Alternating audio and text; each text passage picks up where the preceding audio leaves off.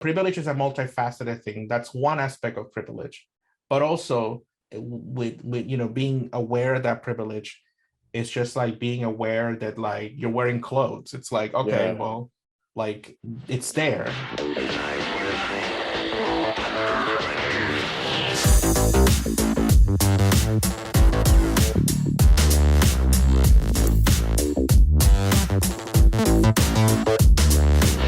Hello and welcome to another episode of Idioms of Normality on Future Framed TV, the collective podcast series of Traces&Dreams. I'm your host, Paul Mason, and I'm joined today with Dr. David Colón-Cabrera. Welcome. Hello. Do I say bienvenido? You can say bienvenido, yeah. Tell us a bit about yourself before we get started.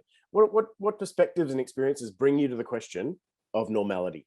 So I'm a queer Afro-Puerto Rican man that has been living in Australia as a migrant since 2015. I grew up and studied in Puerto Rico almost all my life. Well, now that I'm older, it's not all my life, but at a certain point, I went and studied in the mainland US afterwards. And like I said, I've been here since 2015. I always say that I am the product of working class poverty, in the sense that we weren't starving, but we were always living paycheck to paycheck. My mom was a nurse. I am the product of a lot of hardworking women of color, Black women that brought me here. So that actually informs a lot of what I consider normal and what has informed, my life and how I approach it. Wow, that sounds like such a great journey and such cognizance of where you've come from and how that's taken you to where you are today. Without getting distracted with this incredible journey, which I'm sure we'll touch upon as we go along, let me just jump in with the first question. What is normal? Well, yeah. What is normal? So I guess I want to acknowledge what you just said, because I don't think that is normal in the way that a lot of people acknowledge where they come from. And I'm not talking about ethnicity or whatnot, but I have always been cognizant that I am here today as like a researcher, as a migrant, as a employee at a hospital, all these other things, as a teacher in university, because other people have opened the door for me.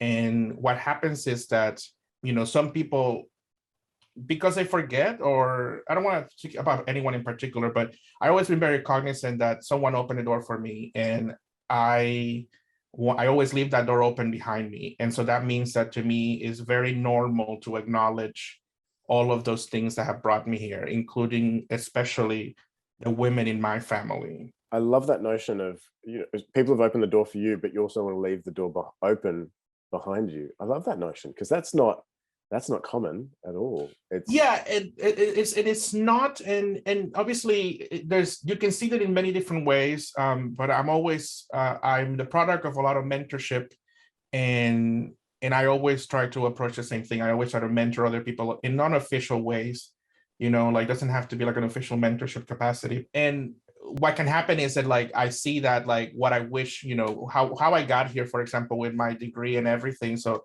I always am cognizant of other friends, other colleagues that might need that help, and I extend that help. Like I said, I'm here because of that. So like I'm happy to do the same for others, because that should be the expectation. That should be what normal is. Yeah, right. It's a collaboration effort, that you're not here alone, that no one is here, to use that phrase that's common in the US, pulling up yourself by the bootstraps. You are no one. That's a myth. That's a fallacy in my view. So you have to acknowledge that. It should be normal to acknowledge all of those things. When you mention this, it's so important. It's been so important to my own academic trajectory and career trajectory. Like the informal moments of mentoring, even if it's just a 5-minute conversation, can be so meaningful, because it can transform or redirect you in the right place. And we can't rely on one single person or one single institution to give us everything we need. We need to collaborate across so many different fields and across so many different institutions in order to gain the skills that we need and the knowledge that we need in order to conduct, whether it's research or whether it's a project, whatever it is. There's so much informal mentoring, which is, I think, hard to quantify and hard to bring into the mainstream. But I think for me, as I reflect on this, it's about creating structures that create the possibility for an informal mentoring, that acknowledge it and create the moments where informal mentoring can occur, value it, and not necessarily have to bureaucratize it, but make sure that within these bureaucratic structures that we live within, that there's enough flexibility and leg room for people to get those moments. Would you agree with that, or do you have a different take? Partly because I do think that those informal opportunities should be valued more. And, like you said, you don't get everything from one institution. However, I do think that, like, I would say that from my perspective, as someone who has been racialized differently, has been, I came up on opportunities that were open to minority students. And for example, that were open to me at the University of Puerto Rico. And I was able to use that because they were targeting people like me specifically. So I was able to be the first one in my family to get a 4-year degree, to get even a graduate degree because of that. And so that was done because someone, in this case, the National Institutes of Health in the US, gave these professors in Puerto Rico actual money to be like, establish a mentorship program in place that you'll get paid for it, but also the students will get paid for it so that they can actually not only graduate from the university, but also compete with, I guess, non-minority students or students that are coming from the mainland. So in a sense, I would say that, like, yes to that, but also a lot of this informal mentoring or informal opening the door doesn't get acknowledged, and often means that it's voluntary work. And then you have to do it in addition to your workload. If you relegate informal mentoring to an act of charity or an act of volunteering, it actually compromises opportunities for people to approach mentors, have those moments, meaningful interactions with people who can guide them. Now, it was actually through going through my notes from a conference I went to years ago, and I saw in my notes a presentation that you gave on circumcision, and there was something about the norms of circumcision that said to me, oh, David would be a really great guy to interview, because you did this really interesting body of research that questioned the norms of circumcision. Can you tell us a bit more about this? Yes. So interestingly enough, I got to that topic because I've been studying HIV/AIDS in my undergrad, when I was in undergrad in Puerto Rico, and throughout my master's degree. And so I got into circumcision by accident because in one of my classes, in the US, we had to take more PhD classes than you do here, for example.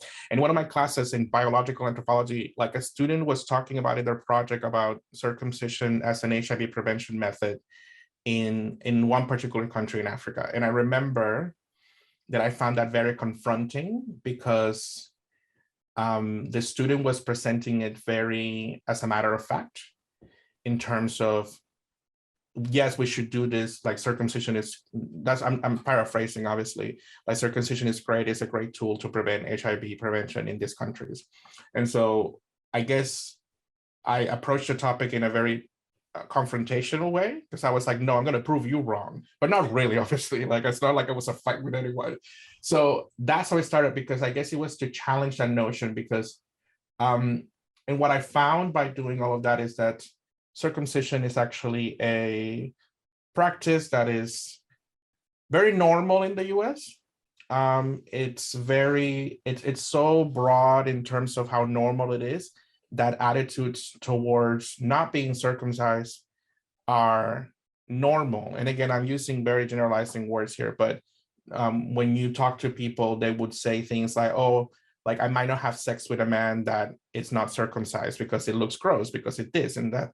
So, like, that is actually, as an anthropologist, obviously that tells us a lot about what attitudes people have about these topics that are, either rarely talked about, or they're talked about in this particular way. And that led me to a history of what makes the US the outlier, aside from obviously some Muslim countries, places like the Israel and the Middle East, because of religion and other practices. So what makes the US and also randomly South Korea, but we can see the influence in the US on that as the countries where circumcision occur in higher rates. And so there's a history to that. It's a very interesting history that is tied to religious beliefs, but also ideas about health and hygiene and how those have been passed down. And so I pose, this is not an original idea, but reading in the social sciences and anthropology literature, I basically found myself researching this topic in a way that it seemed like the researchers in public health, and this is a controversial take, basically they were looking already at the solution. They were like, oh, we need to find what circumcision is preventing in order to rationalize it. And this is not an original idea, and I'll follow up with the author that this is, I'm blanking right now. So if I can get this right, it's not that they were looking at different avenues of prevention of disease spread, but what they were looking at was, oh, circumcision works. It's just a question of which form of circumcision works, and sort of working back from trying to justify something that was already happening and create a scientific validation for it, rather than having these different methods that we're testing out against each other. Right. And I guess that's I'm oversimplifying it, because I don't want to be perceived as that's the purpose of the research and science being done. But when you look at it, again, in anthropology, we like to look at these things with, looking at the symbolic value, looking at all of these other variables that are more evident based on culture. So you see researchers that come from a context that men are predominantly circumcised, and then they're finding what's the relationship between circumcision and HIV prevention in this other country, So it's almost like, again, this oversimplification of the issue, but as an alternative explanation, is trying to find a way to medicalize this cultural practice, because we already come, at least in this, like in the US, and that's not exclusive to the US, but in many countries, people think that a circumcised penis is more hygienic. Okay. And so it follows that if it's more hygienic, then there must be some preventive issues. And there are preventative issues in regards to cancer. There's also other, there's benefits, if you like to think about it that way, in terms of a circumcised penis.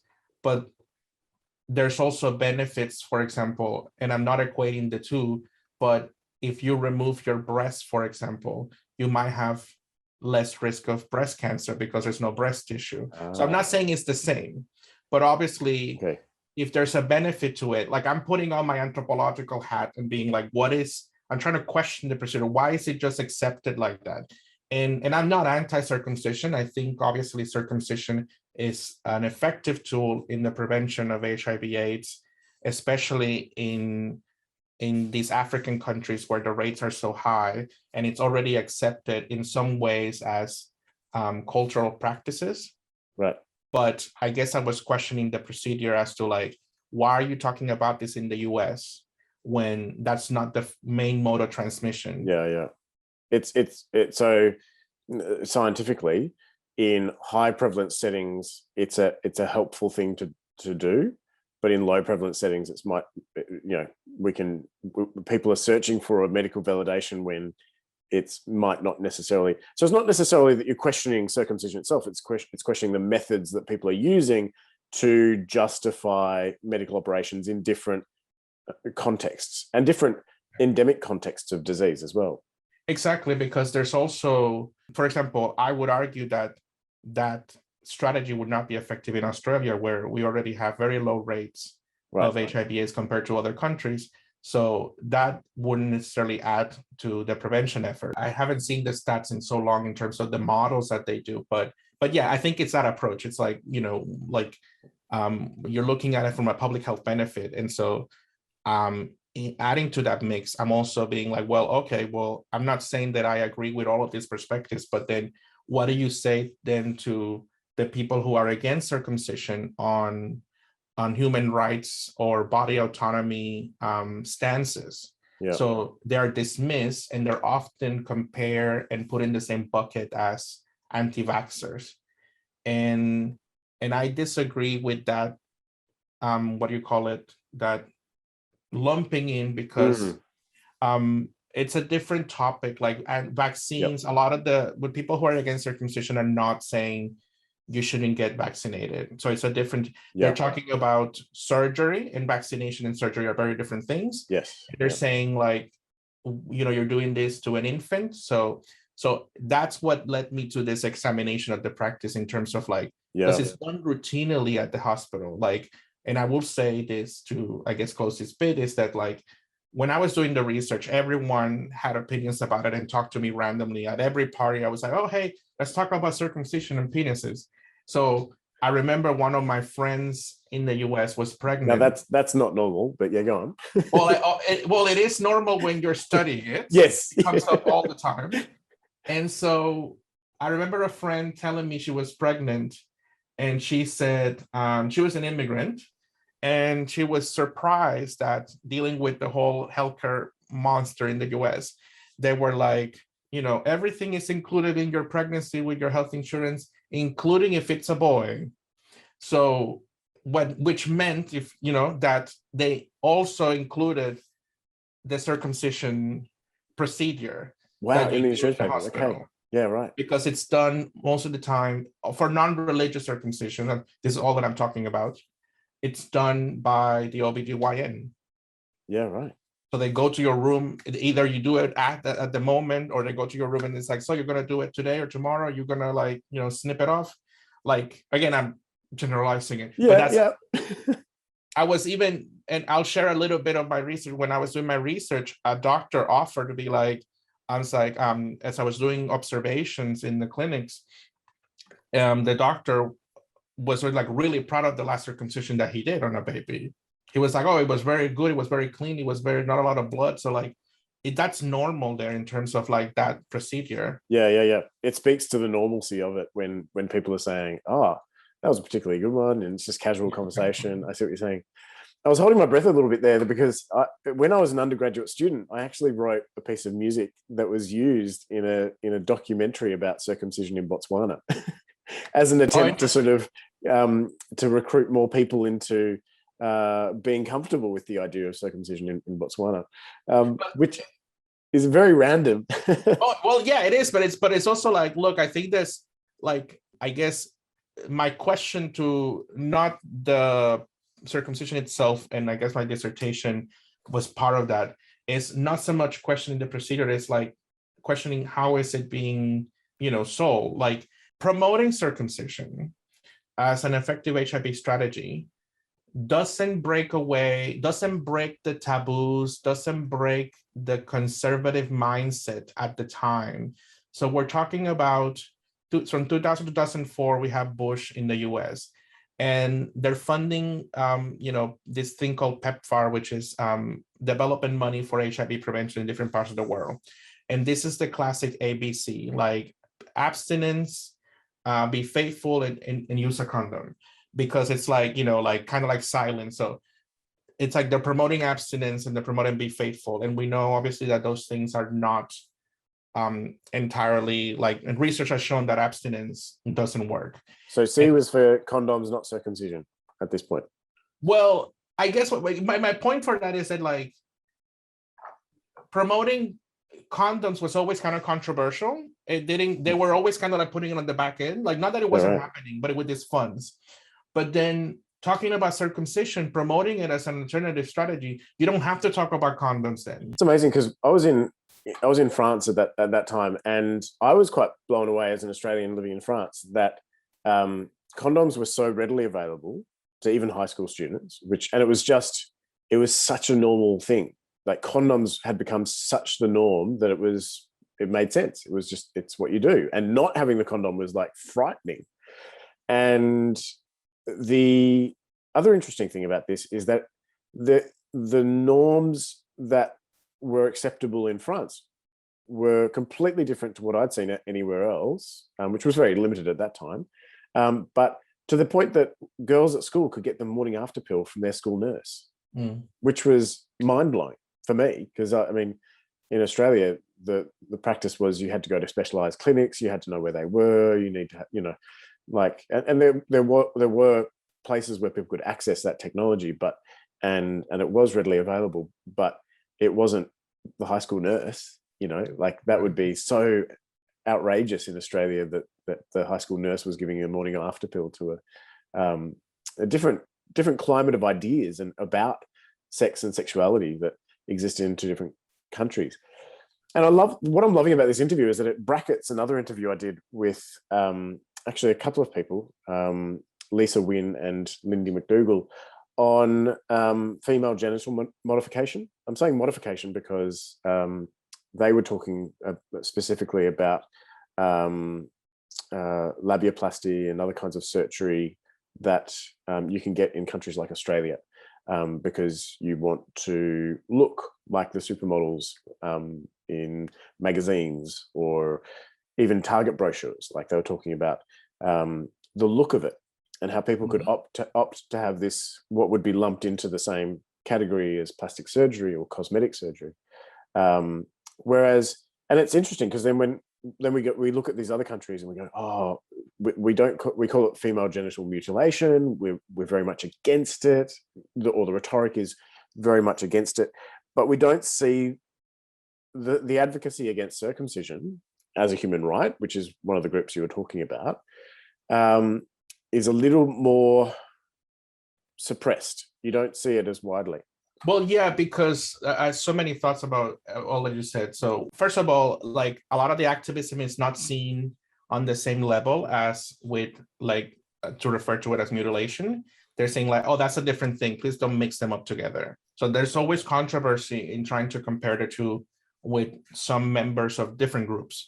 The scientists and people who are promoting circumcision don't like those comparisons. And I don't, I don't want to speak to that because there's different reasons. They also, in terms of the activism, it's a really good paper. It's very old. I think it's by Shepherd Hughes. It's a speech that she did at the AAAs at the time, winning an award, I think it is.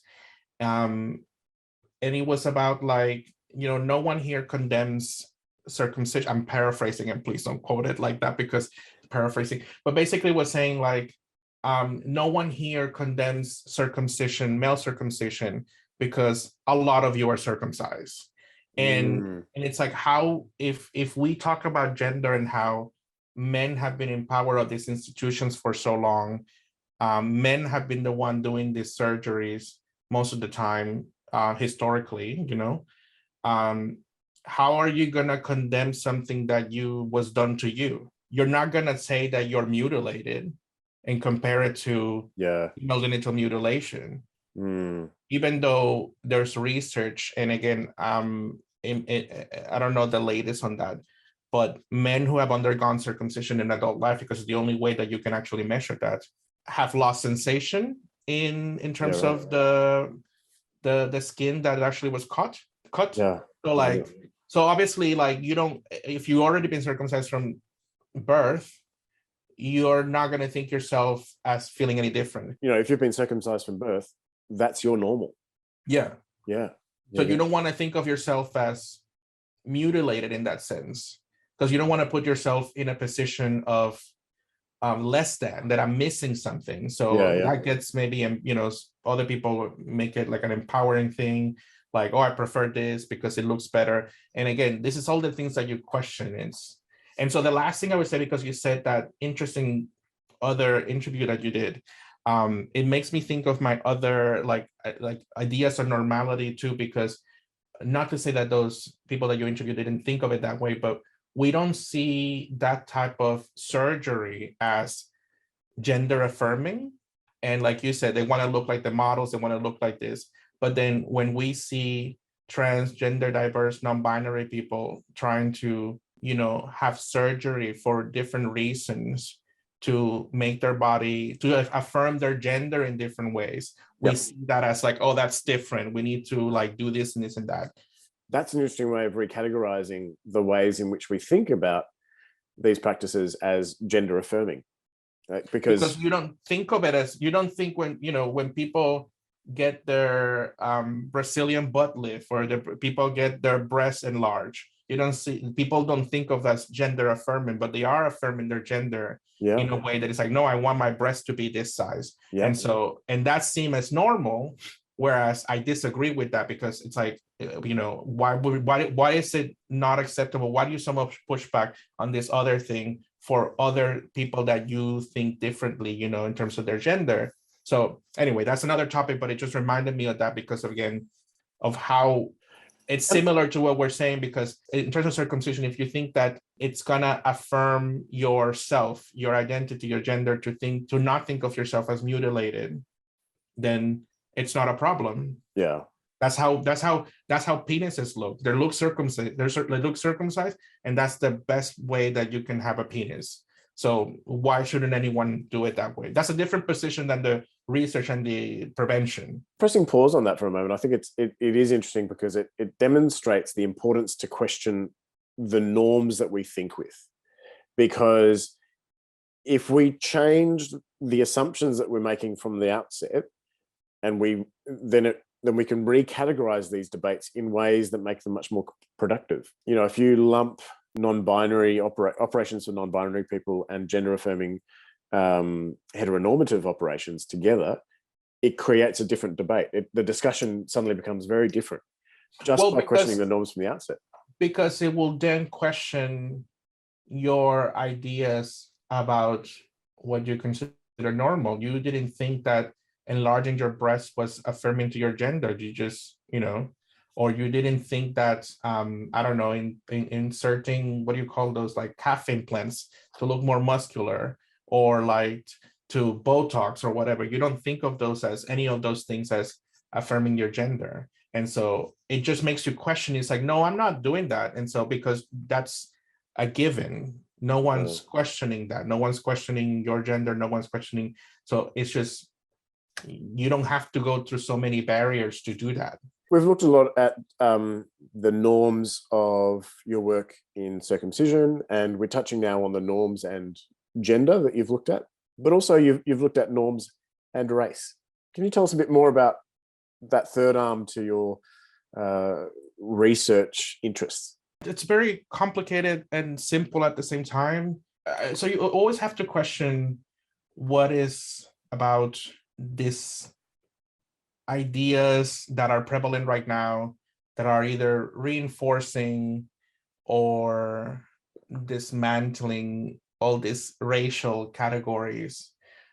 I don't know, not making much sense, but I guess, look, I think it's always like, what has led me here is just always thinking about what is behind all of these things. For example, when I say I'm Afro-Puerto Rican, that is a very conscious choice to acknowledge that while there's racism in Puerto Rico and like many places in Latin America, where there's very little acknowledgement of our African heritage. And I say African to encapsulate in a bigger thing because of the different groups that were forced in terms of slavery to the Caribbean. So, and there's all these racist ideas about like, I'm not Black.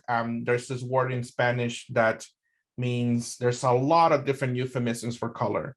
And so growing up, the word that was most used to describe my skin color was trigueño, which epistemologically, it's like comes from the word trigo, which is wheat. So I'm not Black, I'm wheatish. I'm wheatish color. So that word trigueño is used for people, it's used as an euphemism for dark-skinned people, but also it's used for people maybe like me who are light-skinned Black.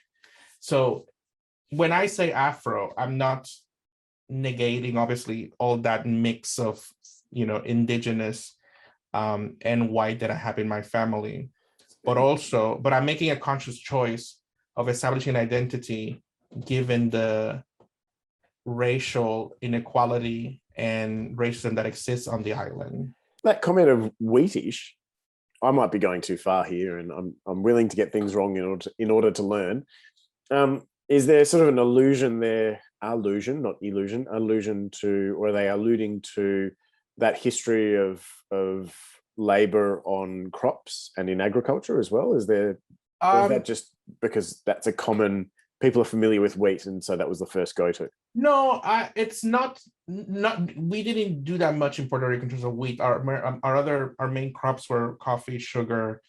I forgot the other ones, but coffee, sugar, tobacco.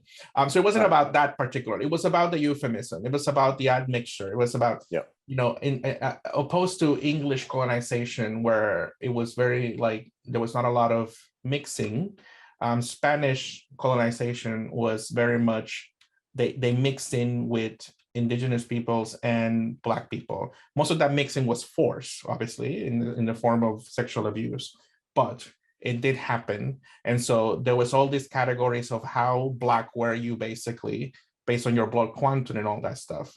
And so that refers to that. It's just a way to like not be called Black. In Dominican Republic, a lot of people say, I'm not Black, the Blacks are the Haitians. But then you might not, phenotypically, you might not necessarily think a Dominican and a Haitian might look different. They might, because obviously people are different, they look different. But you can see, there's plenty of Black Dominicans, for example. But I'm not saying that this is not how every Dominican thinks, but it's a prevalent idea that a lot of Dominicans call themselves Taínos or Indios, which is Indian, because we don't have a distinct indigenous population in the Caribbean anymore. So it's easy to like do that euphemism of like, oh, I'm not Black. So even though we're really Black in many ways, we have that, because we can't negate that history of racism and colonization that was very violent upon our identities.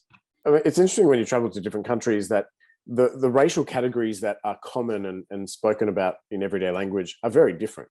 I mean, I said before about going to France, and in Australia, the Lebanese community, typically called Lebos. Some people embrace that, lean into it, and some people resist it, understandably. And it has certain connotations to it. But then you go to France, and there is a big Lebanese community in France, but they don't have the same kinds of, when you say Lebanese, different connotations to it.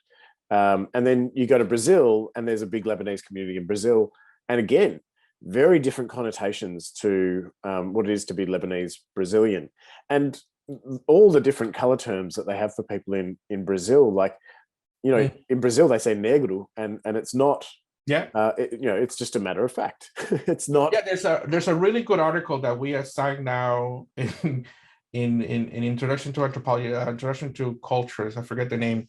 That it's called Slippery Semantics. A Puerto Rican anthropologist, linguistic anthropologist, is Isar Godreau, who writes about all of those terms in Puerto Rican language, in terms of all the different euphemisms and how we talked about race in Puerto Rico. Absolutely, all of that, the same thing. So me saying Afro-Puerto Rican is a stance on that. It's me saying like, no, why shouldn't I acknowledge that? Because if I say I'm Spanish, people are going to be like, that's weird, but you're not Spanish. I mean, it's like, well, I have Spanish ancestry in me. Why is that difficult to acknowledge or understand? But it would be weird for me to say that, because I'm not going to identify with my oppressor, but that's very me. That's me. But I have the same, like my name, Colón. It literally, I always joked around that it's like, oh, my great grandfather, the admiral, but it's Columbus in Spanish.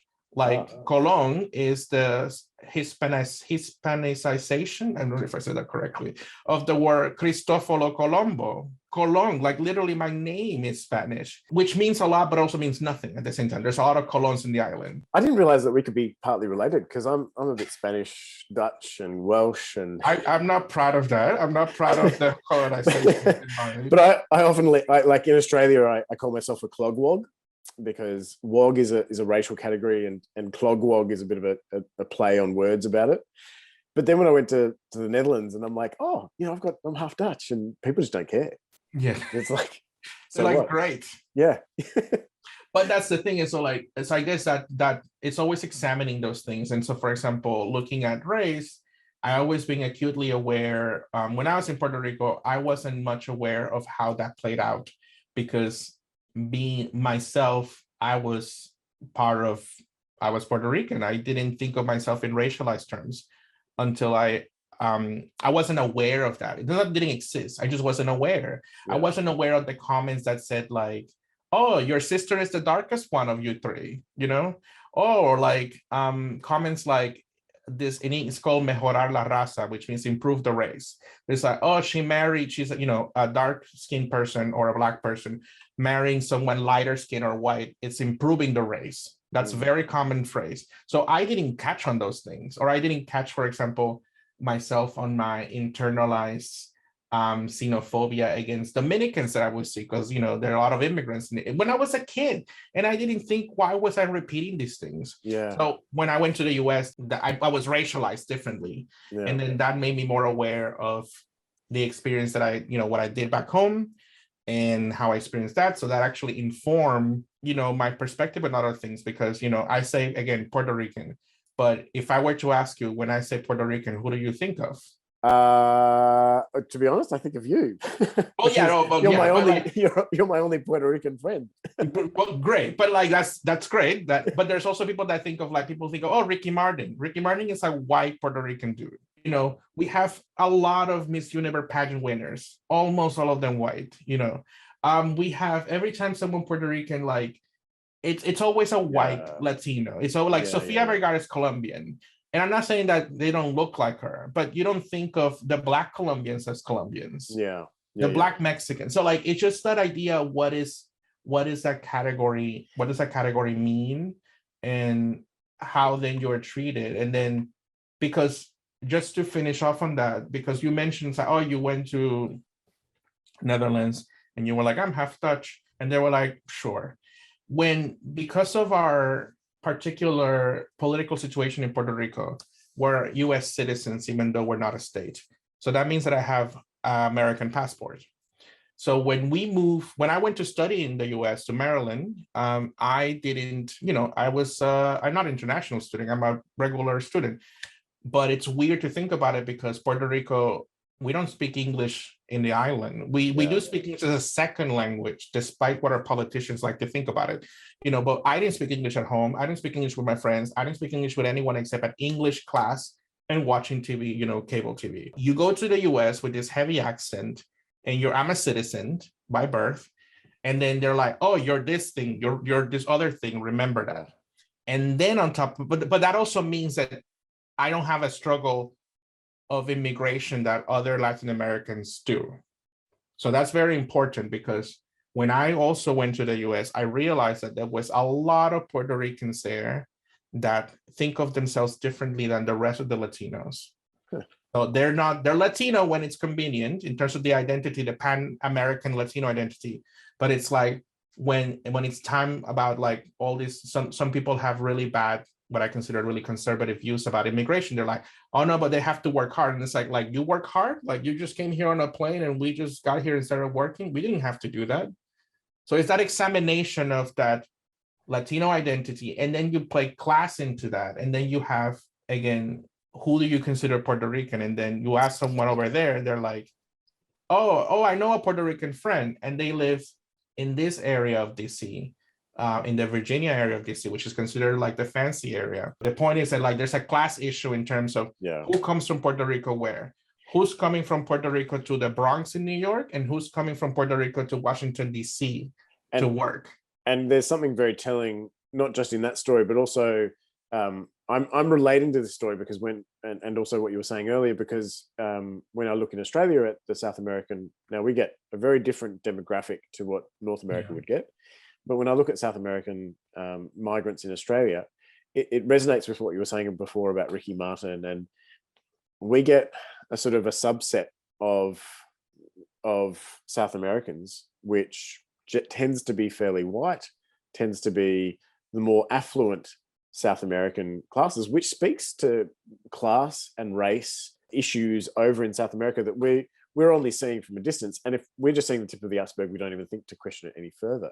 But it is interesting, everything you're saying there. And I'm reminded of, and I'm going to paraphrase myself here very poorly, an interview I did with Dr. Samant Badami, who I did in one of my earliest interviews for the series. And he said something akin to, race is not real, but its effects on our lives and on the way we lead our lives and our biology is very real, because the way in which someone thinks about you in terms of your race, and the way in which you think about yourself in terms of your race, plays out in how you lead your life and the opportunities that are presented to you. And that speaks to the concept of privilege, which a lot of people don't like to hear. But in a sense, privilege is what you enjoy, not entirely, because there's other elements to it, but how you're perceived. If you're perceived to be white, if you're perceived to be a man, if you're perceived to be this or that, then someone gives you, the unconscious bias are playing there. It doesn't, you don't have to open your mouth. So that's what that privilege is, like that you can walk to this place. Like, you know, like you know, that you can, for example, I'm keenly aware of this because it has happened to me, and it has led to like conflicts sometimes with friends and people that I know, because I'm more aware of people looking at me weirdly. And I'm like, oh, you're not used to people looking at like that, like you, because you're not perceived that way. Yeah. But like, I do get really, you know, some people might be like, oh, you're being too sensitive, but I get really upset when I get asked at places to like show my bag or something after I buy something, because I'm like, so I confront it, and that's my fault, that's me. And I'm like, oh, you think I stole something? Because I'm already like, I'm not saying that I'm always perceived as a thief, but it's like, I can't help but think of that's what's being perceived. Yeah, there's two things there, isn't it? And it's hard to distinguish between which is happening. One is the internalization of something that's happened across your entire life, but also the fact that there is some truth to the frequency bias, that this does disproportionately happen more often to people who look different to everyone else. What do you think is normal? Yeah. Or what you think it should be like. It's a good example here in Australia, because it's like, there's a lot of discourse about that. But for example, I did remember distinctly when the previous government was thinking of putting an English test on the citizenship thing, they weren't targeting the Greek nonna that lived next door to me that doesn't speak English, that when she had to talk to us about cutting the tree down, her son had to come. They're not targeting her, she's a citizen. They're targeting the Southeast Asians.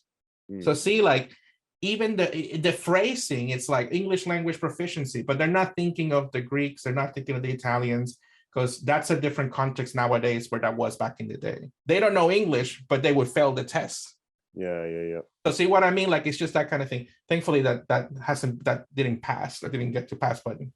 It's interesting, going back to that phrase that you used at the beginning, where doors open to us and that we want to leave the door open behind us, is interesting when we talk about migration, because there's certainly, in a country like Australia, we're 98% migrants.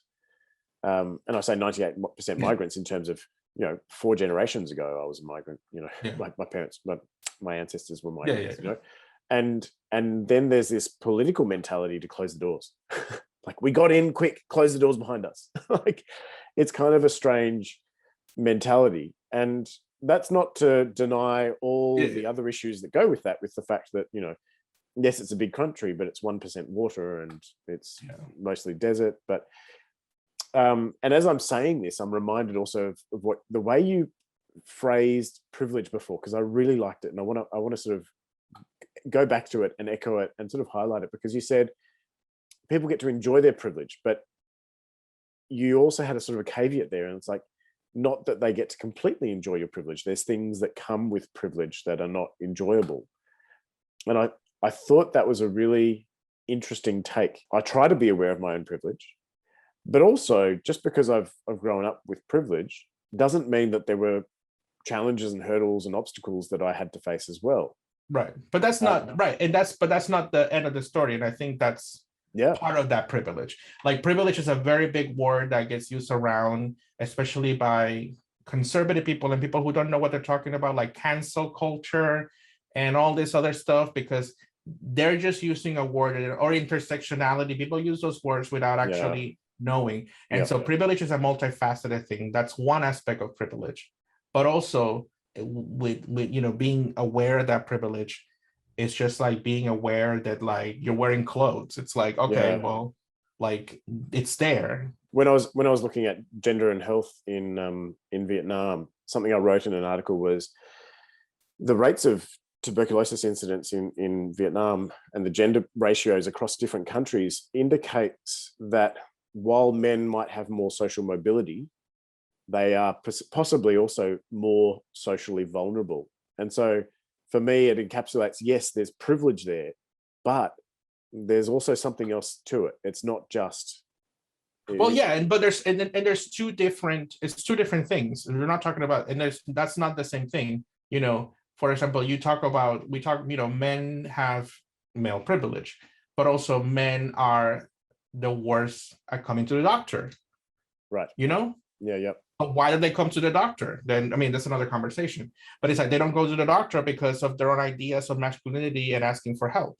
And so it's like a cycle. And like you're saying, they're vulnerable. I'm not putting the blame on them specifically, but it's two different things. Yes, like it's just like one thing. And you can, all these things can be true, all these things can be acknowledged, and you're working towards all this. What is your focus? I've absolutely loved this conversation.